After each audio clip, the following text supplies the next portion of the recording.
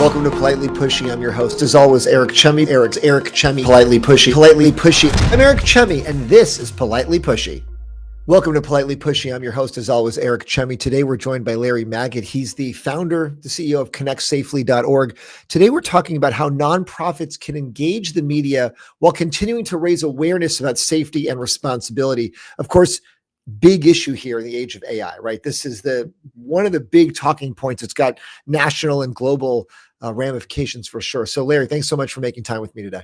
A great pleasure. Looking forward to our conversation. You know, on a quick summary, when you say to someone, hey, I run ConnectSafely.org, what does that really mean? What do they want to know about? What do you really do? And what does the organization do? Well, I kind of map the train and other people drive it, although I do a lot of driving myself. I basically help set the strategy, hire the staff, raise the money. I do get very involved in communications, whether it's as a writer or podcaster or doing videos, but also working with our PR team, which happens to be Both Bar, full disclosure, and trying to just basically set the tone for the organization. And for the most part, not exclusively, be a spokesperson, although we have other people in the group now who are really good as spokespeople as well. So I'm trying to make it more of an organization. At one point, it was me and my co-director who's left the organization about 10 years ago, and it really was all about us. But I'm trying to make it more about the message in the organization and the mission of trying to make the internet a safer and more civil place to be, working with companies and legislators and kids and parents and anybody who'll listen to try to get a more civil discourse and in a safer place for everyone, especially kids. So just real quickly, what's the size of the organization, the budget, how many people, give me some quantitative metrics before we get into some of the qualitative. Yeah, I guess there's no secret. Since we're a nonprofit, we have to file a 990, so it's all public information. Depending on our fundraising success, we could be anywhere from 500,000 to just under $1 million in a given year. We're small. We have 2 full-time people, but we have a number of contributors. I mean, people who are almost full-time. We have our media director who also does some special projects for us. We have our education director who works for us part-time and also is assistant principal of a school for her daytime gig. We have an online virtual assistant. She's great. Rebecca does all of our admin work. I don't even know where she lives. She lives somewhere in the Midwest, I think. What do we have? We have a policy director who works remotely part-time. I'm missing a few people, but a handful of folks around the country and even around the world. We actually have somebody over in the UK that does some work for us. So I would say on about 8 people are affiliated with us in some kind of paid capacity. And you said the goal is to make the internet a safer place. And a lot of people might laugh and they say, well, I think it's getting more and more dangerous. There's no way it's safer now than it was before. It feels like you and your band of 8 are fighting an uphill battle. Well, yes and no. I mean, in some ways it's safer. In many ways it's not. I mean, it also depends on how you define safety. I mean, if you define safety simply in terms of physical harm or, horrible things happening, it's pretty steady. Things have been an issue since the very beginning. We actually opened our doors in late 2004 during the period we call predator panic, when To Catch a Predator was on the air and attorneys general were trying to ban MySpace. And there were these horrible concerns about these horrible people who are sexually exploiting children. Those people are still out there, but for the vast majority of people online, there are annoyances, there are perhaps stresses, there could be mental health issues, but it's not catastrophic for the vast majority of people. There are cases, of course, where or horrible things have happened to people, but by and large, it's more like an annoyance. I'll give you an example. A day doesn't go by that I don't get some kind of a scam attempt. Somebody trying to scam me out of money. The favorite ones that I get are all these really attractive looking women who want to start up a conversation with me. And as flattering as though that may be, I have a feeling they're not interested in me as much as whatever kind of money they might be able to extract from me. But these things happen daily, and they're just annoying because most of us learn to just blow them off and not respond. But once in a while, somebody does respond and gets scammed, gets taken, gets a victim of fraud. So do you ever respond? Oh, I never respond. Well, I'm not saying never. I have a couple of times, not to those hacks, but if they're particularly amusing, I might. I mean, I'm not sure I'm proud of this, but one time I got a call from somebody reportedly, he claimed to be from, I think, Norton or Microsoft, to tell me that my computer was infected and to help me. And I played along with him for a while and eventually said, look, I know with absolute certainty this is a scam. I can tell because I followed down the things you asked me to do and they don't make any sense. And I'm a techie guy. And by the way, why are you doing this? And we got into a really interesting conversation. He lived in the Philippines. He was broke. He needed the money.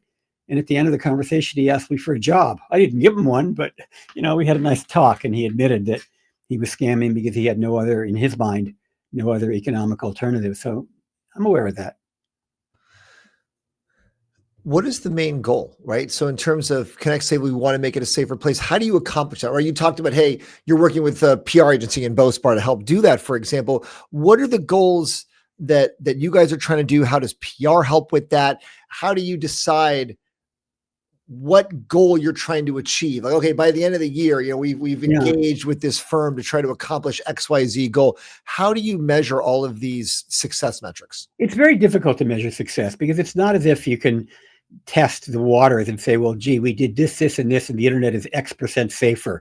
It's just much too vast to even begin to measure anything like that for any one organization, or for that matter, the entire subtotal of all the organizations and governments and individuals and corporations that are trying to involve with trust and safety. And there are tens of thousands of people who on one level or another involved in trust and safety. In terms of our role, we see, and I'm going to kind of making this up as I go along, but I think we have like 4 major constituencies. Parents are an important one, trying to get parents to understand what it is their kids are doing online and how they can be helpful. And that could be a 4-hour podcast all by itself. The other is young people, trying to educate them directly on how to use the internet and social media and the various apps in as safe a manner as possible. And by safety, I also include privacy and security.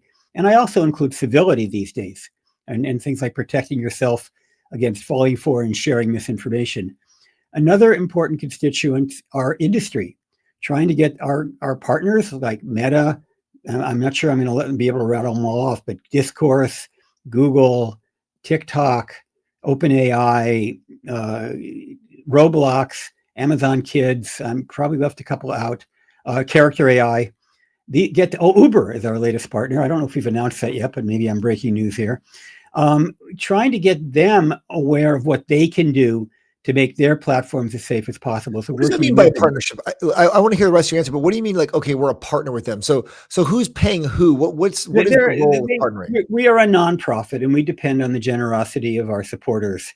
And so these companies will make donations to ConnectSafely. We do not disclose any one donation, how much any one company gives us, but it varies.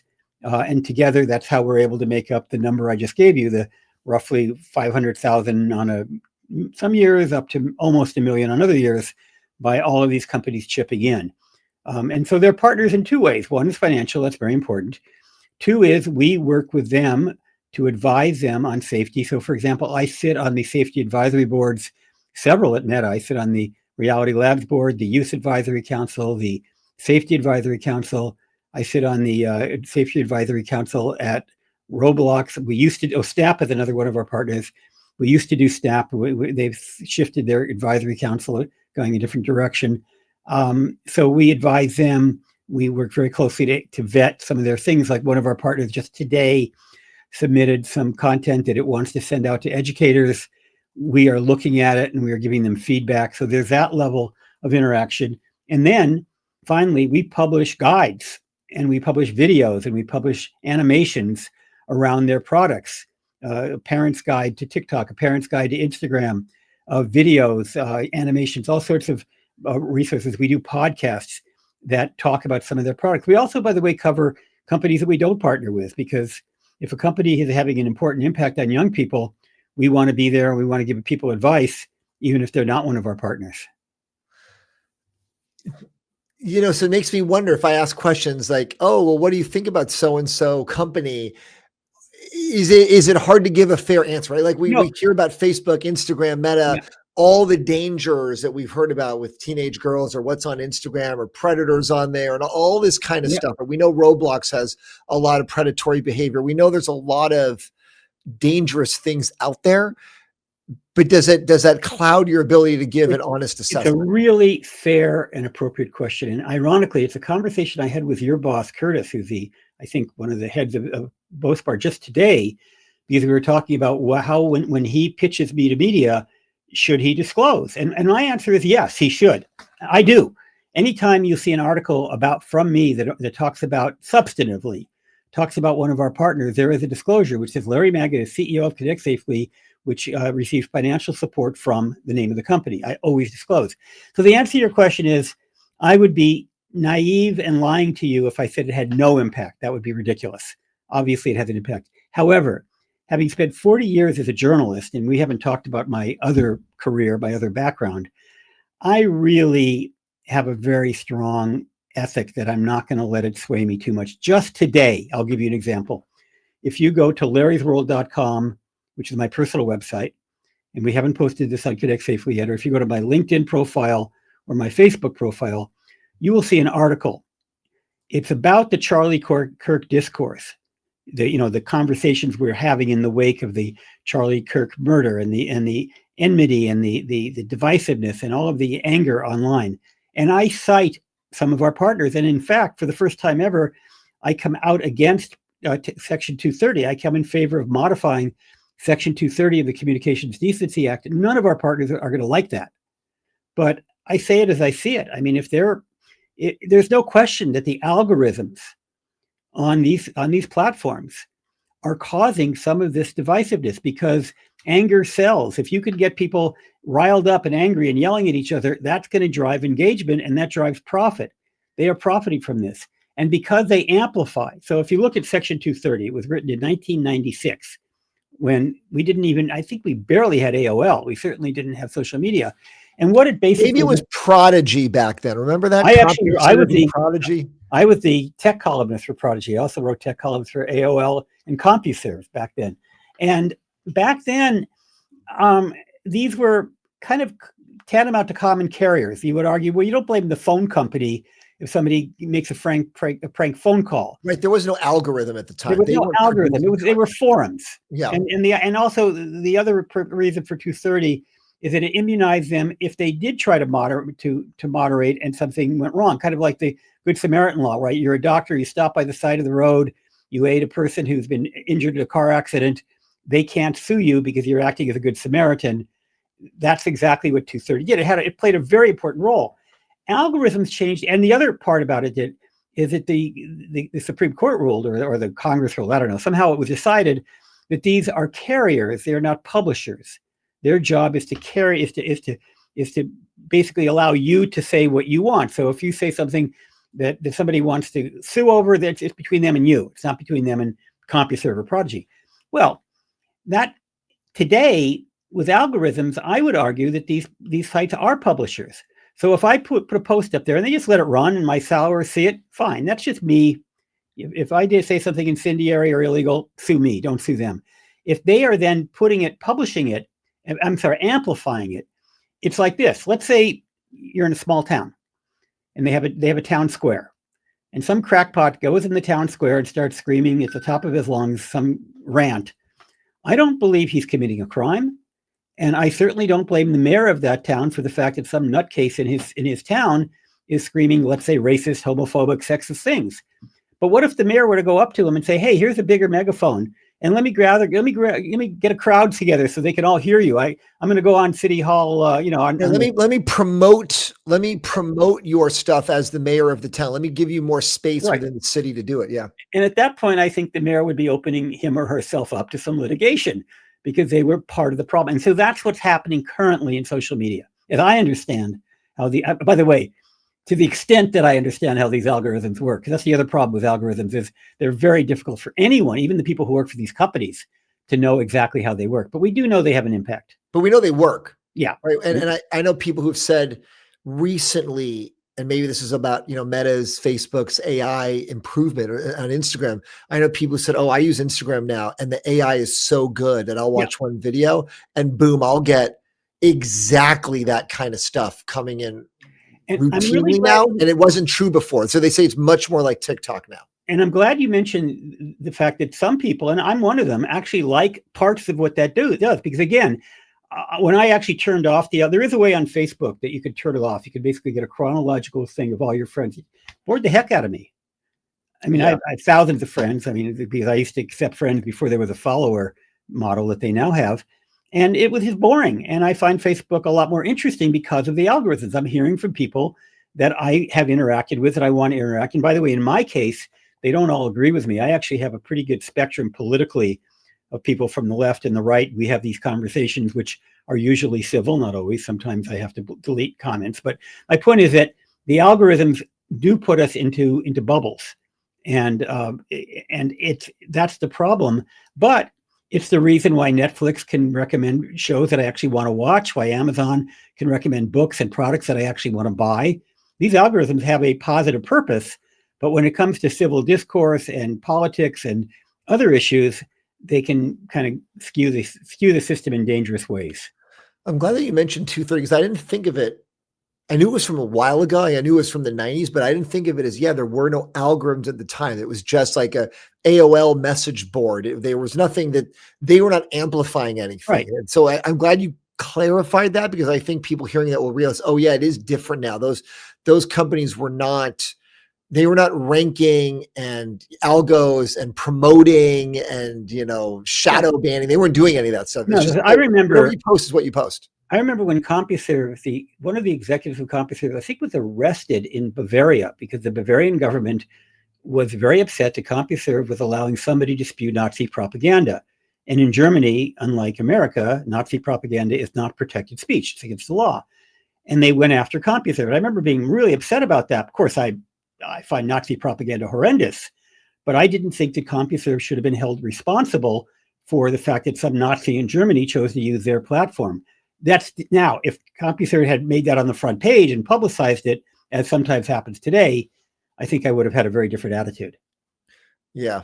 Yeah. So how are you advising companies? And when they look to you for advice, what are you telling them, especially now in the world of AI, right? Where, hey, this law might change, big governments are coming after tech companies for what they are allowing or what they're promoting, what their algos are allowing. What is the advice that they are looking for to get from you? Well, I think it's a matter of, first of all, anticipating that these regulations are coming, and they're coming very slowly at the federal level in the United States.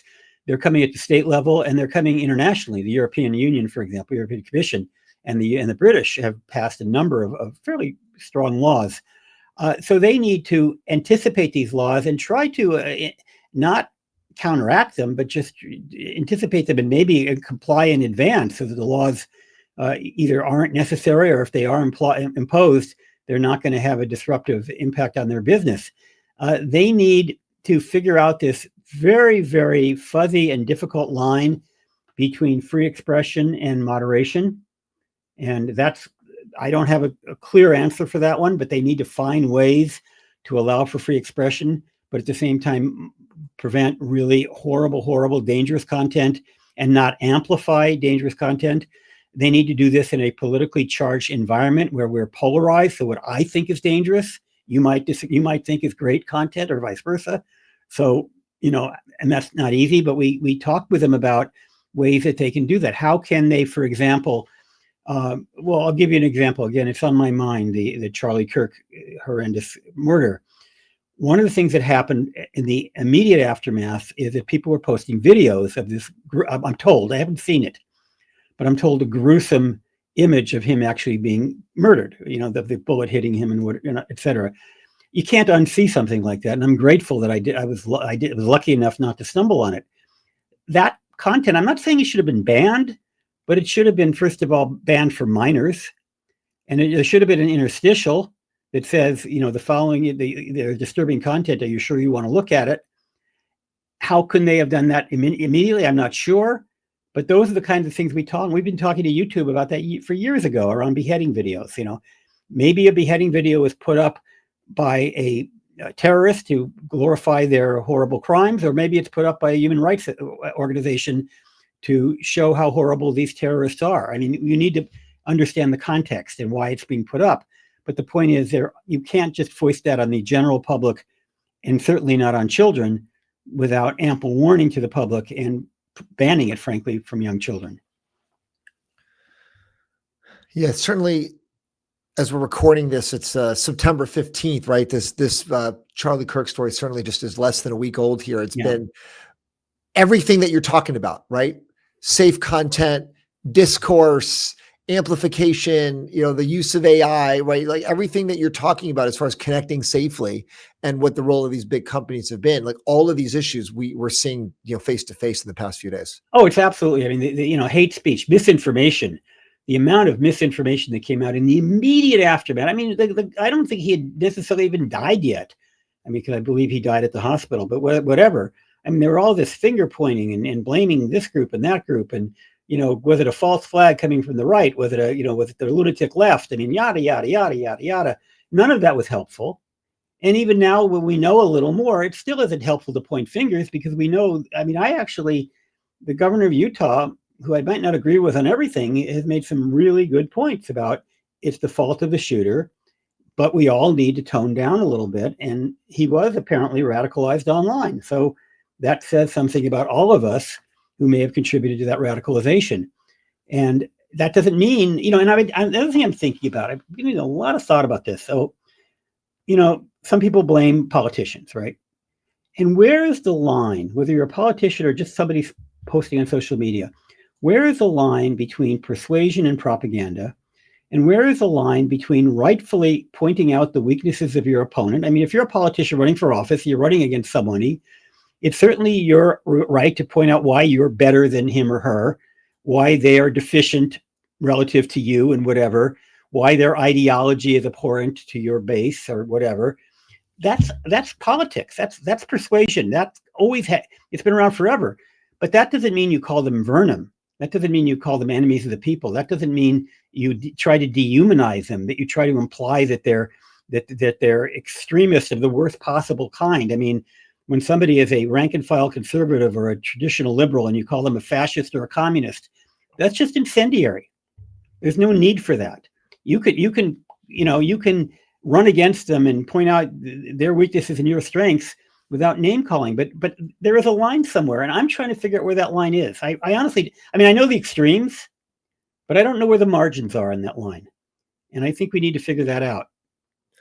I think it was pretty bad even back in the 1700s, the very beginning of the country. You read stories about here's how politicians would talk about their opponents. I mean, it was vicious. It might have been worse than it is now. Yeah, and if you ever watch videos of Parliament in the UK, they're constantly calling each other things. They've been doing forever. But there's something about now, and I think it's the amplification on social media. So it's one thing in the 1700s, or even in the age of television in the UK. Okay, so it's out there. Right. It doesn't spread as quickly. Like it could be said nasty to somebody, but okay, then it gets put into a newspaper that gets printed eventually or gets put into a book. It's not immediately disseminated to hundreds of millions of people. And you know the game of telephone, right? I tell you something, and by the time it comes around the circle, it's totally different. That's what's happening with the misinformation. So even people who are well-meaning, they hear about something and then they just subconsciously elaborate it. And suddenly what might have been an opinion, a factoid, now becomes misinformation. A perfect example was, again, back to the Charlie Kirk issue, the bullet casing had TRN on it. And right away on the internet, it said that stands for trans. The guy's obviously transsexual. He's a trans guy. TRN is the initials of a Turkish ammunition manufacturer. Every bullet that comes out of that company has TRN in it, whether it's from a trans person or not. Whoever buys that bullet, their bullet's going to have TRN on the casing. So that was an example of just a crazy rumor going wild that had no basis in fact, but it got spread. What would changes to that section 230? What would that do though? Let's say if those rules had already been different in the past week, then all of a sudden are these online companies liable for such misinformation? That's a really interesting question. As with anything, the devil's in the details, and I don't know how any given court would rule, but in theory, at least, if you felt you were harmed by what somebody posted on Facebook or Instagram or TikTok or wherever, you could not only sue the poster, the person who posted it, you could sue the company, the platform in state court, civil court. I guess in federal court. I'm not sure exactly. Again, I'm not a lawyer. So 230 would allow for that lawsuit. Whether those suits would have any merit is another question. And by the way, there is a negative consequence of that. Anytime you open up the spigot for lawsuits, you're going to get, what do they call it? Spurious lawsuits. You're going to get lawyers that are out there to make a buck that don't have a real case. And that's going to have a negative effect. That's the downside of it. And I don't know the solution in our society of how you avoid these kinds of spurious lawsuits, but they are going to happen. Or those class actions that I see so many now where the class action lawyer, if they get their 30%, they make a huge amount of money. And then 100 million people, you'll get this email like, oh, you've got, $2. Right. It'll be like a $200 million settlement. The lawyer gets 60 million bucks and I get $2. If you bother filling out the form, which you're not going to fill out for $2. Right. But here's the benefit of those. The one benefit, there's a thing called Cypre, which means some of these class action suits could be, if there's money left over after the class takes whatever they take, the money can sometimes go to nonprofits. So ConnectSafely once got a grant as a result of that. Just a long time ago, but there was a case where I think it was $10 and not enough people turned in their application for their $10. There was plenty left over. We got a chunk of that. So that's the bright side. This morning I got an email. It's a class action lawsuit. I'm not kidding. And they said, you know what? I'm going to pull it up. I'm going to read it to you. I'm going to read it for you exactly, because maybe this will be a future donor for you guys. It was, I didn't realize this was going to be that important today, but I'm pulling it up. It was the data breach settlement. I'm not going to give the company name, discount code. Dear customer, we are reaching out regarding a recent class action settlement involving us. You're getting an email. You're a member of the class. No court ever found us liable for anything. Rather, this settlement was reached to allow the company to continue to focus on providing excellent service to its customers. You are eligible for up to a $1 credit to be applied to our service fees. This code provides a 25-cent discount on service fees and may be used up to 4 times for a total of $1. Lucky you. And in California, the code will not expire. Otherwise, it expires in October of next year. So that was a parking app I had. So for $1, no, you can't get more than 25 cents per use for every time you pay for parking. And of course, if it involves more than 30 seconds of your time, not to overstress your value of your time, but is it even worth it?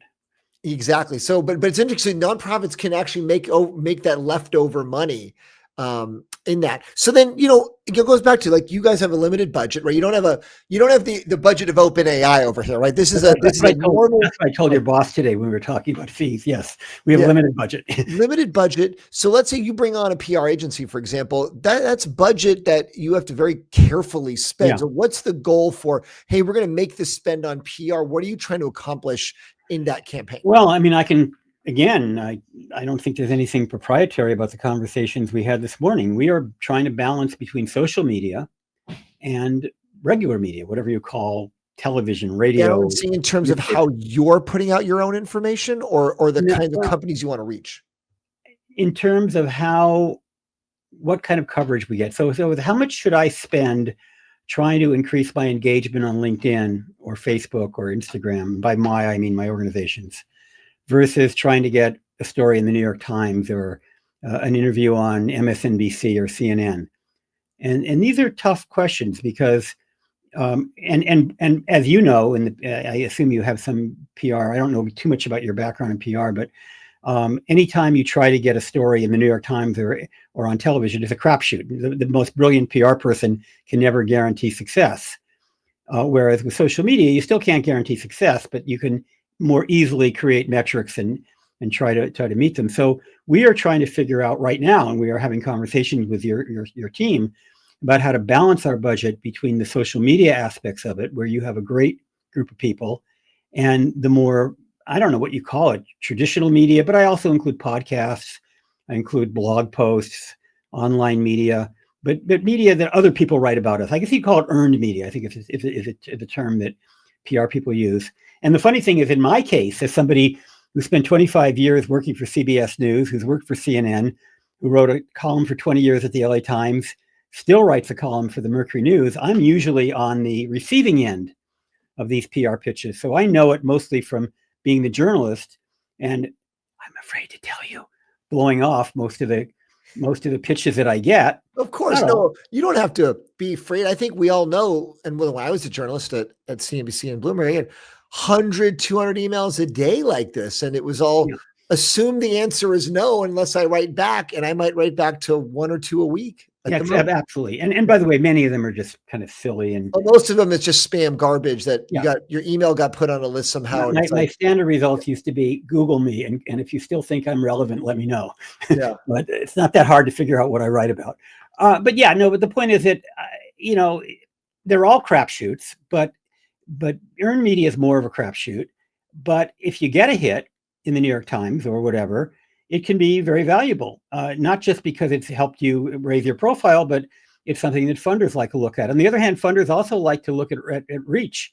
They want to know, some of them, not all of them, some of them want to know what our social media following is.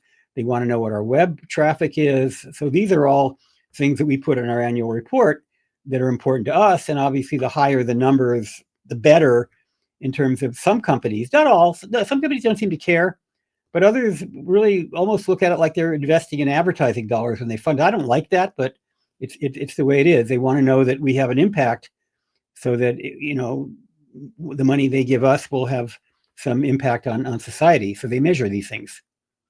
Oh, I see. Yeah. So the funders, the people that are like the companies that are going to give you guys money to keep the foundation going, to keep the nonprofit going, they're always looking at, I'm sure they've got many nonprofits that they're donating to. Oh, yeah. So they're probably trying to figure out how can they be efficient with that nonprofit spending, and which are the nonprofits they want to continue to fund year in, year out. Yeah, I'm sure they do. And again, I only know of a couple of cases where they've asked. Usually they don't ask, but they may have other ways of figuring it out. I mean, I'm sure they can see your follower count or whatever.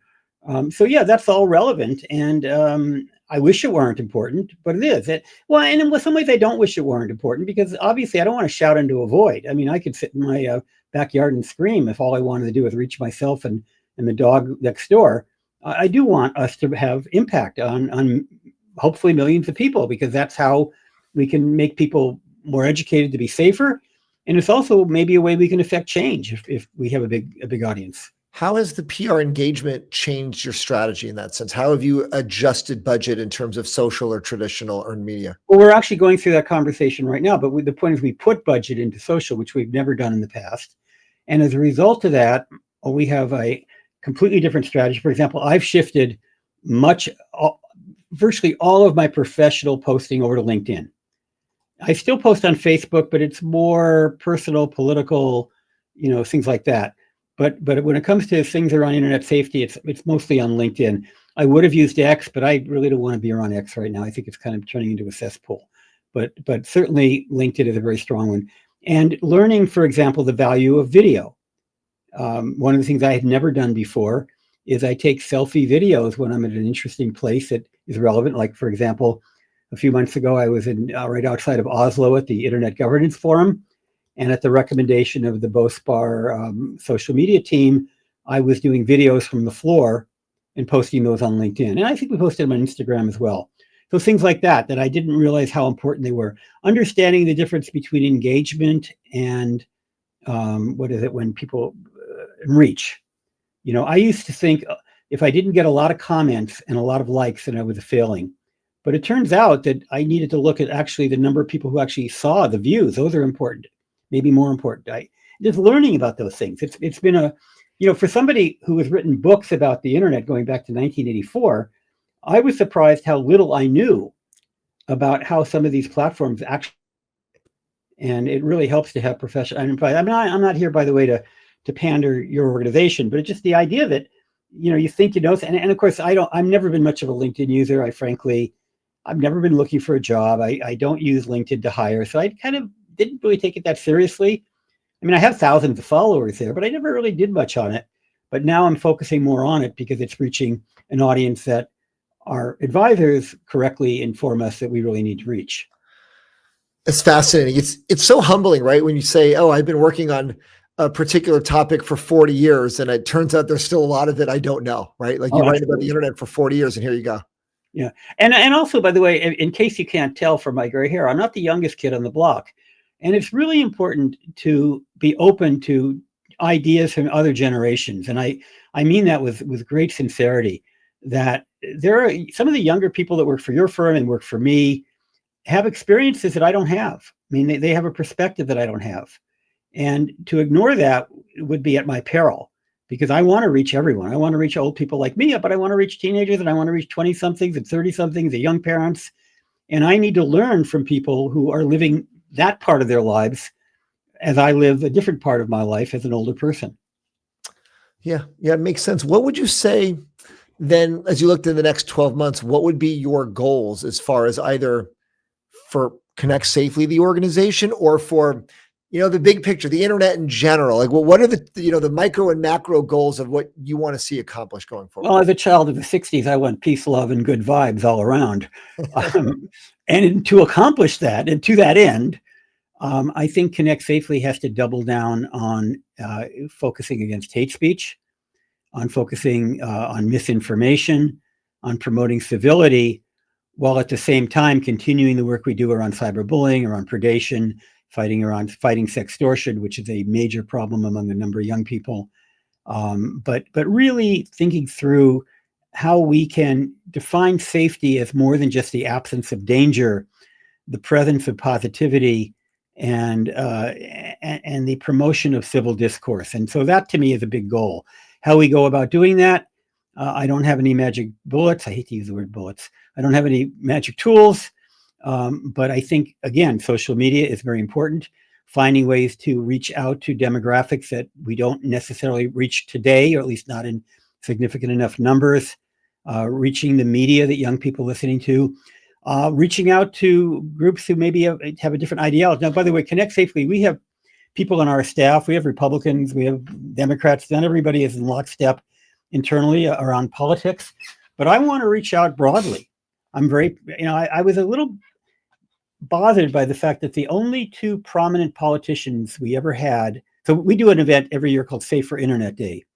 We had a big 5-year hiatus during the pandemic, but every other year, going back to 2014 all the way up through 2020, we would have events, large events.